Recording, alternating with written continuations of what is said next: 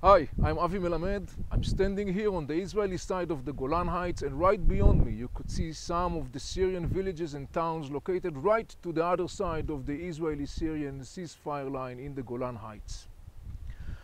For the last 4 decades, the Golan Heights was very calm. But these very days, things are changing in the Golan Heights. As I'm standing here, you may be able to hear beyond me the sound of shooting echoing in the Golan Heights as the wars between Assad troops and the Free Syrian Army percolates and expand also to the region of the Golan Heights. The expanding war between Assad troops and the Free Syrian Army in the Golan Heights is a major source of concern for the State of Israel.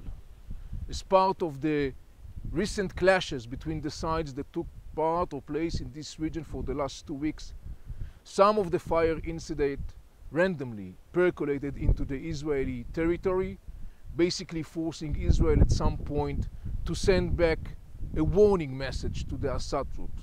Apparently, as of now, it seems as the Israeli message was well received on the Syrian side. Nevertheless, the tension, of course, is rising in this region. The event in Syria generally, and mostly in the area of the Golan, of course, are a serious source of concern for the State of Israel for a couple of reasons. One of the reasons, of course, is the possibility that the clashes will percolate into the Israeli territory. Another major source of concern as far as Israel is concerned is the possibility that militant radical Islam that operates today in different parts of Syria and involved in the war will at some point divert their activity more and more into the area of the Golan Heights, thus presenting a serious challenge to the State of Israel. Another major source of concern is the issue of the Syrian refugees. Right now there are more than 500,000 Syrian refugees scattered in Lebanon, in Turkey, in Jordan, in Iraq.